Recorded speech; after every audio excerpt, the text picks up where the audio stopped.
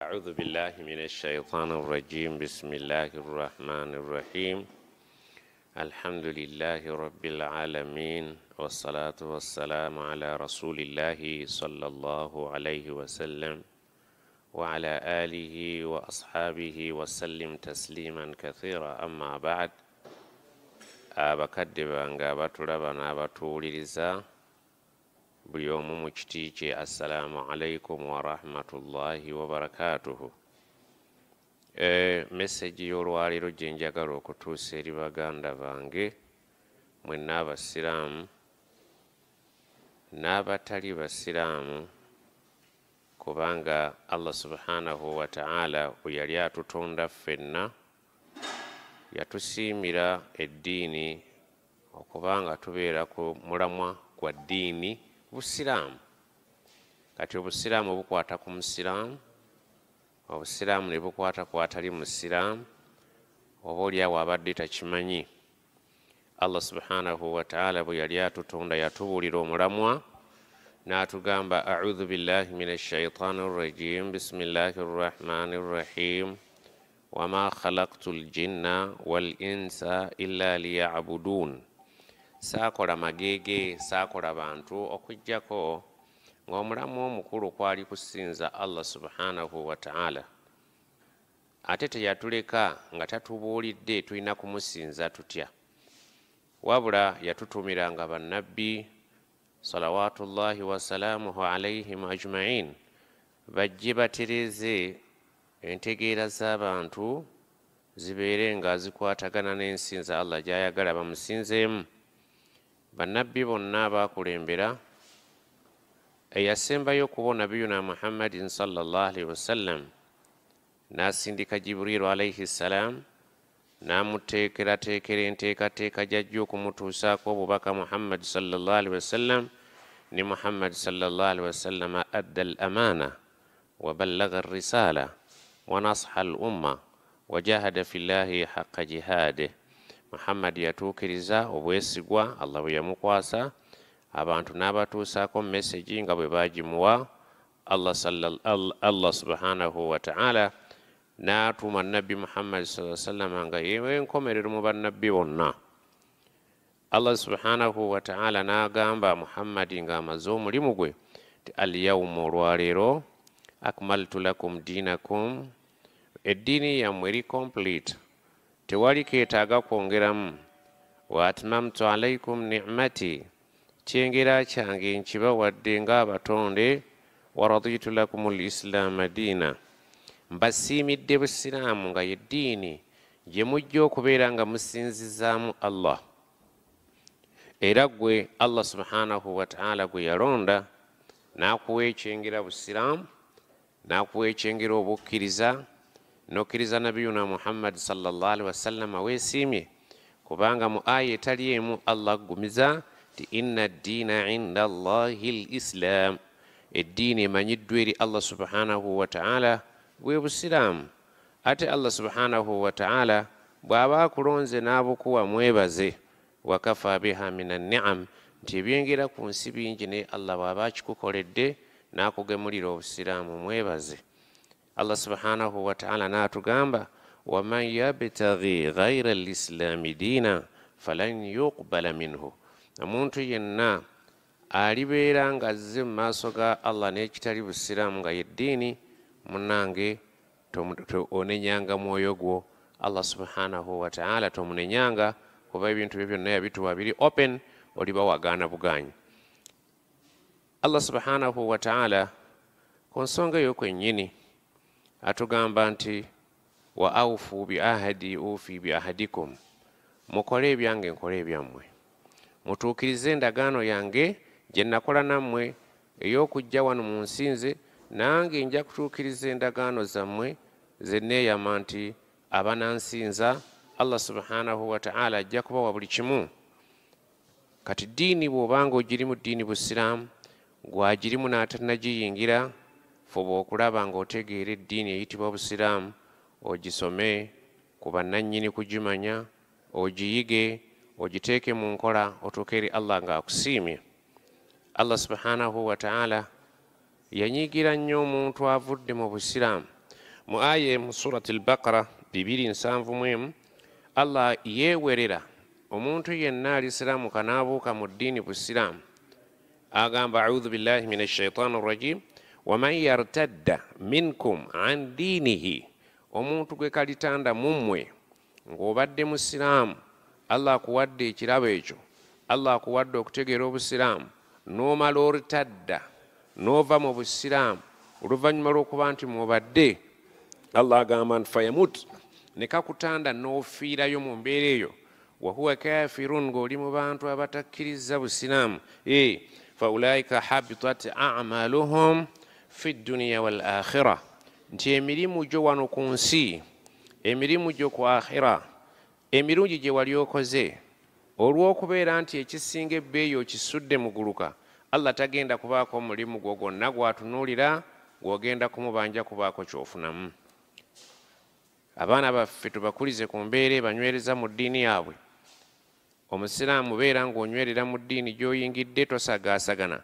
Allah yeewerera omuntu yenna waman yartadda minkum an diinihi fayamutu wahuwa kafir omuntu aliva mu ddiini eno n'amala afiira mu mbeera ey'obutali bukkiriza faulaika habitat a'maluhum fi dduniya wal akhira Allah agambye emirimu gyonna gye wakola ng'osuubira okugiganyulwamu ku duniya wano ng'osuubira okugiganyulwamu ku akhira byonna munnange ogenda kukwata mulyampiki wa ulaika ashabu nnaari hum fiha khalidun Allah akwewerera ove wano ng'okimanyi ti kasita olifiira ku ddiini etali busiraamu ng'ogibuuseemu oba n'ofiira mu ddiini etali busiraamu ku lunaku lw'enkomerero togenda kuva mu muliro gwa lubeerera. Tuli wano mu kibuga Sandton South Africa. Twebaza Allah yatutambuza Allah jalla jalaaluhu tumusaba akkirize okutambula kwaffe byenjize mu kutambula. Allah subhanahu wa ta'ala bagamba okutambula kulaba okudda kunyumya. Ekituufu kiri nti olugendo luno lunfaananiddemu ekifaananyi ky'olugendo lw'enkya nga tuyimiridde mu bbaliro mu maaso ga Allah subhanahu wa ta'ala. Kyenjizeemu kye kino nti bwe muva e Uganda waliwo ebisaanyizo bye muyina okuba nabyo. Ekisooka njagala okuba akafaananyi nti omuntu ava e Uganda ayina ekisaawe kwatuukira ng'ekisaawe ekyo ayina gy'alaga ng'ekidduka ky'agenda okulinnya kimutwale gy'asuubira okutuuka alinnya ekidduka kye tuyita ennyonyi kimusuule e Johannesburg. Bw'atuuka e Johannesburg aba atuuse gy'alaga naye ng'ayise mu process. N'obusiraamu bwe butyo ojja kubeera wano ku nsi ogende waliwo destination yo gy'oyagala. Ffenna twagala jjana naye okutuuka ku jjana e Johannesburg waliwo by'oteekwa okuyitamu. Ekisooka namba emu olutuuka entebe mwana wattu toyingira buyingizi ku kisaawe wabula obeera ne ensawo yo ng'erimu ebintu bino wammanga. Ensawo bwe busiraamu buteekwa okubaamu bino wammanga. Oteekwa okuba ne passport, oteekwa okuba endagabugeme nga baakugemye COVID, oteekwa okuba ng'olina endagabugeme ey'aka yellow book baakugemye omusujja yellow fever, oteekwa okuba ne tikiti y'ennyonyi byonna nga biri mu mugugu gwo. Ku ebyo bwe kubeerako ekisikatidde munnange oba tojja kutuuka gy'olaga. Naawe kuba mu akafaananyi nti omugugu gwo bw'otuuka Entebbe gulimu ebintu ebyo nga bye bisaanyizo ebijja okukusobozesa okutuuka gy'ogenda. Kati kubamu nti omugugu ogusibye mu bbaaga bagiyita busiraamu. Ebbaaga busiraamu ng'oyagala ekutwale ku jjana tojja kufubutuka bufubutuse eno ogende ku layini mu jjana wabula ojja kuyita any process oyita mu mitendera okutuuka gy'olaga e Johannesburg okutuuka gy'olaga mu jjana waliwo awo okupresentinga okukeberayo empapula zo ziri zitya. Bajja kusaba leeta akapapula akageme certificate ya COVID kwe baakugemera. Eyo bw'oba oyagala giyite swala. Bw'oba nga leeta ka yellow fever kagema omusujja bw'oba tokayina egyo giyite zaka. leeta tikiti yo bw'oba togirina eyo giyite hijja. Leeta ebisaanyizo ebyo bye bakusaba passport yo eyo giyite shahada. Nti okutuuka gy'ogenda wateekwa okubaawo terms and conditions nga ziri fulfilled ozituukiriza bulungi. Ejjana si yakutomera butomezi nti tuliva eno nga tudduka ne tugiyingira. On top of that, ebyo byonna ng'omaze obbifuna byonna obiyina, passport ogiyina, tikiti y'ennyonyi ogiyina, endagabugema ogiyina, eya covid n'eya yellow fever, byonna obiyina mu mugugu gwo. Ekitegeeza nti ebisaanyizo ebigenda obifunye. Ekyo tekimala, omugugu gwonna n'ebyo byonna bye njogedde ng'obiyina olina ate okubiyisa mu kaki, mu ka TV kakebera ensawo eyo yonna okugyekebejja. Si kulwa nga bakwatiramu ate ekintu ekiyinza okugaana okuyitawo, okugenda olinnya ennyonyi.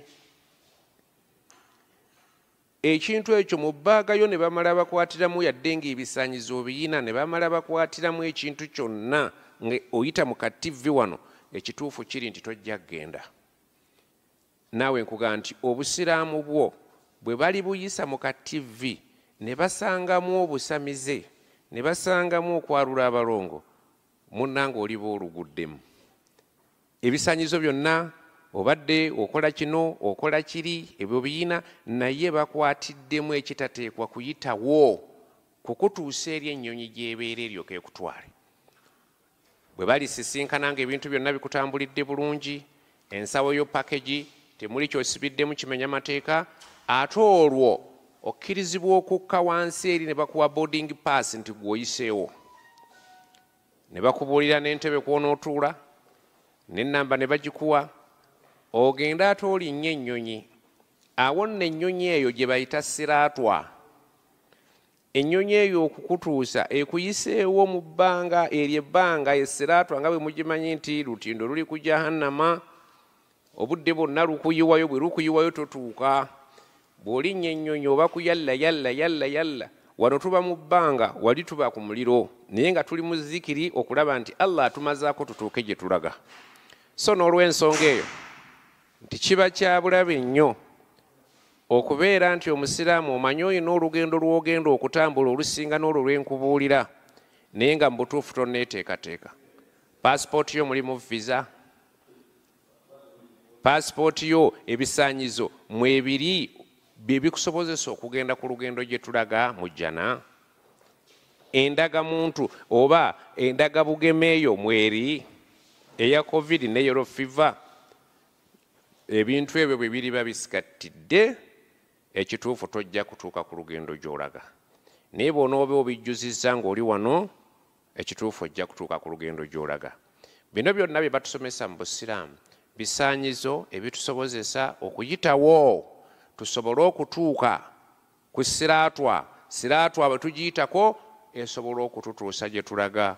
Wassalamu alaikum wa rahmatullahi wa barakatuh. Buli musiraamu weebeereremu ku ebyo by'oteekwa okukola, bikuyisa entebe, olinnya ennyonyi ekutwala gy'olaga nga destination ya buli muntu jjana. Teekateeka entambula yo nga toyina ky'otwaliddemu kimenya mateeka ekijja okugaana okutuuka mu jjana. Wassalamu alaikum wa rahmatullahi wa barakatuh.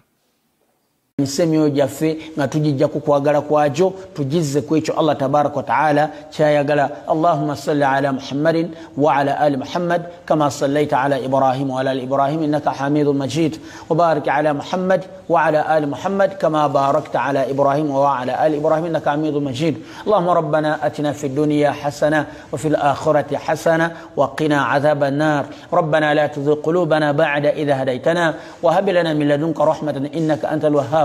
ربنا ظلمنا أنفسنا وإن لم تغفر لنا وترحمنا لنكونن من الخاسرين. ربنا اغفر لنا والوالدين وارحمهم كما ربونا صغار. اللهم اغفر للمؤمنين والمؤمنات والمسلمين والمسلمات الأحياء منهم والأموات. اللهم انصر المجاهدين في سبيل الله في كل مكان برحمتك يا أرحم الراحمين. وصل اللهم على نبينا محمد وعلى آله وصحبه وسلم والحمد لله رب العالمين. السلام عليكم ورحمة الله وبركاته.